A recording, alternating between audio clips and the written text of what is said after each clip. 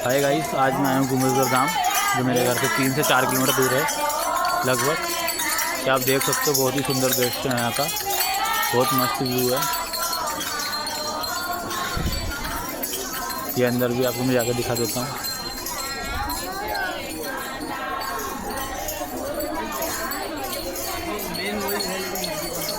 तो बाबा की मूर्ति यहाँ पर अंदर, यहाँ पर प्रदीप मिश्रा जी बैठते हैं, यहाँ पे भाषण देते हैं, प्रवचन देते हैं यहाँ पे। मतलब भाषण नहीं बोल सकते, रिजर्वेशन बोल देते हैं यहाँ पे। और यहाँ से ऊपर भी जाने का रास्ता है, वो अभी बंद है। कि देखिए यहाँ से 2 सीढ़ी लगी हुई है, हाल फिलहाल अभी बंद है यहाँ पे ऊपर से। तो कहा जाता है यहाँ पे भगवान का मतलब कुछ ना कुछ ऐसा चमत्कार है, उस वजह से यहाँ पे मंदिर का आविष्कार किया गया है। यहाँ पे पहले कुछ था नहीं ऐसा, अभी कुछ टाइम पे 2-4-5 महीने सालों में हुआ है लगभग। कहते हैं ना कुछ चीज़ें होती है, आस्था के ऊपर सब चीज़ टिका होता है। आस्था है हमें, कुछ आस्था से होता है, क्योंकि यहाँ पर कुछ था नहीं है। ये देखो बहुत बड़ी जगह है कुंभेश्वर धाम, आप घूमने आइएगा। ये सीहोर, मैं कुंभेश्वर बता देता हूँ आप कहाँ पर है। ये कुंभेश्वर धाम जो है ना सीहोर में है, और सीहोर से 14 किलोमीटर दूर एक जगह है यहाँ पे। मतलब बहुत प्रसिद्ध है। आप कहीं कोई भी आके यहाँ पर बोले सीहोर में आके हमें कुंभेश्वर धाम जाना है, तो कोई भी छोड़ सकता है। आप सीहोर आ गए तो कुंभेश्वर धाम आ गए, देख सकते हो आप। बहुत बड़ी मूर्ति भी लगी हुई है वहाँ पे, देखो बहुत प्रसिद्ध है ये जगह।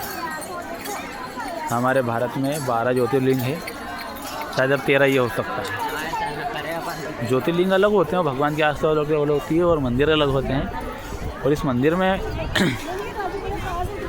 कुछ अलग ही चीज़ें हैं, अलग ही सद्भावना है, अलग ही चीज़ें हैं, और कुछ अलग ही चमत्कार हैं, तो हम आपको बता रहे हैं। यहाँ पे देखिए, अब ये पत्थर है, अब इसके ऊपर लोग ऐसे मानते हैं, तो भाई कुछ तो आस्था होगी ना उनकी, कुछ तो होगा, अभी तो लोग आते हैं। हर इंसान कोई भी ऐसा कुछ भी चीज़ बिना मतलब से, बिना कारण से थोड़ी करता, कुछ तो कारण होगा इस चीज़ का। अब देखो, आपको मैं बता देता हूँ, ये जो श्री राम की 2 चीज़ें लगी हुई है, अलग से है या कुछ अलग ही मान सकते हो आप। ये देखो इसके ऊपर कि भगवान श्री राम की मूर्ति लगी हुई है, बैठे हुए हैं, नाव में बैठे हुए हैं, और लक्ष्मण जी बैठे हैं, खड़े हुए इसके ऊपर। तो सीधे विष्णु जी इधर पर लेटे हुए हैं। तो ये कुछ अद्भुत ही है। हमारे संस्कृति हिंदू धर्म में बताया जाता है कि कुछ ना कुछ चमत्कार होता है, तब हम उस जगह का कुछ ना कुछ वहाँ पे, किसी भी चीज़ का किसी जगह पे चमत्कार हो जाता है, तो कुछ ना कुछ चमत्कार अगर हो जाता है, वहाँ पे उसकी स्थापना कर देते हैं। कोई मंदिर की स्थापना कर देते हैं, किसी चीज़ की स्थापना कर देते हैं। तो यहाँ भी कुछ एक चमत्कार हुआ है, तभी तो यहाँ पर कुछ इन चीज़ों का मानना है यहाँ पे। तो ये सिर्फ की छोटी सी ऐसी जगह जहाँ पर कोई आता नहीं हो, और ऐसे दूर से लोग, भारत के पूरे लोग आ रहे हैं यहाँ पे। भाई कुछ टाइम बाद तो विदेश से भी यहाँ पे लोग आएंगे। ये जगह नॉर्मल जगह नहीं है, इतनी भीड़ आना, इतनी दूर से लोगों को आना, कुछ तो आस्था होगी। और अभी को सावन सोमवार चल रहा है, करोड़ों लोग यहाँ पे आ रहे हैं, पैदल आ रहे हैं। देखो अभी रात के करीबन मैं आपको बता देता हूँ 11 बज रहे हैं, अभी भी लोग इतना यहाँ पे आ रहे हैं। सोचो मतलब कितनी आस्था और कितनी वो उनकी अंदर की सद्भावना है, जो लोग मानते हैं यहाँ पे। अब देखो, आप ये मूर्ति, अब जो भोलेनाथ के मंदिर में ये चीज़ें अलग ही हैं भाई, अब इसको कैसे डिफाइड कर सकते हो। अब इन चीज़ों को हम देखें, हमारे हिंदू धर्म में क्या है, ये मान को भी ज़्यादा जी जाता है, मतलब मानना ज़्यादा दी जाती है इन चीज़ों को। और मेरे नॉलेज के हिसाब से तो मैं जहाँ तक बता सकता हूँ, यहाँ पे कुछ टाइम बाद ज्योतिर्लिंग का आविष्कार हो सकता है, या ज्योतिर्लिंग का स्थापना कर सकते हैं, क्योंकि ज्योतिर्लिंग तभी बने थे। और यहाँ पर कुछ ना कुछ तो ऐसा मंदिर को नाम दिया जाएगा जो यहाँ पे एक अद्भुत रहेगा। मंदिर बहुत हैं, पर ये मंदिर, कुछ मंदिर ऐसे होते हैं जिनका अलग ही रूप होता है। देखिए आप कुंभेश्वर धाम। तो हाँ, एक चीज़ मैं आपको और भी बता देता हूँ, अगर यहाँ पर आते हो तो सबसे मैंने, अगर आपने जैसे महाकाल मंदिर पे जाओगे, और अगर आपने वहाँ के काल भैरव का तो दर्शन नहीं करे महाकाल के मंदिर के बाद, तो महाकाल का घूमने का कोई मतलब नहीं है आपका। वैसे यहाँ पे एक ऐसा है, अगर आप आए हो, अगर आपने यहाँ पे पान प्रसाद यहाँ पर मतलब इनका आशीर्वाद नहीं लिया यहाँ पे इस पत्थर का, तो इनका मतलब यहाँ पे जो इनका मेन मंदिर ही है, इनका कोई मतलब ही नहीं है। और ये गुफा है एक अंदर से, यहाँ पे बहुत बड़ी। मैं तो थोड़ा पास से जाके बता देता हूँ। ये देखो लोग सत्ताजी कर रहे हैं पानी के लिए।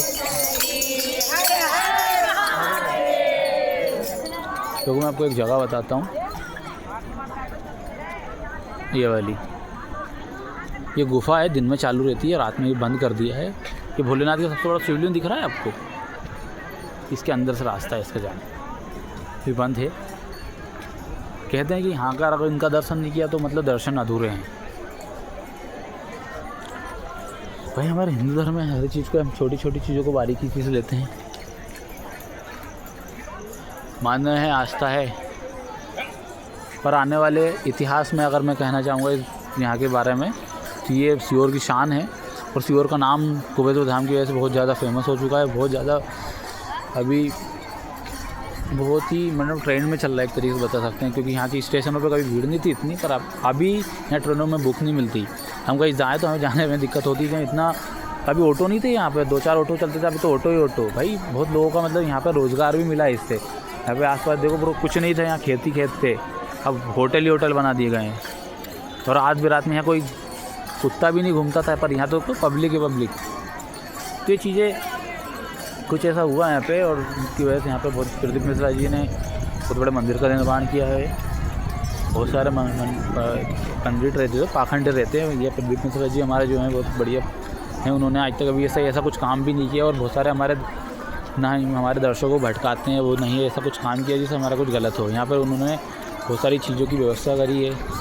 और घूमने से लेके आपको थोड़ा सा आगे तक दिखा देता हूँ, बहुत बड़ी जगह है, आप इसको देख सकते हो, बहुत बड़ी जगह है। और यहाँ की व्यवस्था भी बढ़िया है। यहाँ पे गौशाला भी बनवाई है, वो देख सकते हो आप, मुरली मनोहर के नाम से गौशाला है। यहाँ पे लोग रात भी रुकते हैं। हर इंसान की श्रद्धा होती है, तो भोलेनाथ की श्रद्धा तो अलग ही होती है भाई, जिसका ना कोई अंत हो, ना जिसका कोई जन्म हुआ, न जिसका जन्म हुआ, ना किसका अंत हुआ, उसी को हम नाथ कहते हैं, नाथों के नाथ भोलेनाथ। ये देख सकते हो आप, कितनी बड़ी जगह है। और उनके नाम से अगर कोई भी चीज़ आती है तो भाई वो तो अलग ही है। पर ये भारत में कोई इतिहास का एक कारण बनेगा। इसी के साथ हम इस ब्लॉग को ख़त्म करते हैं।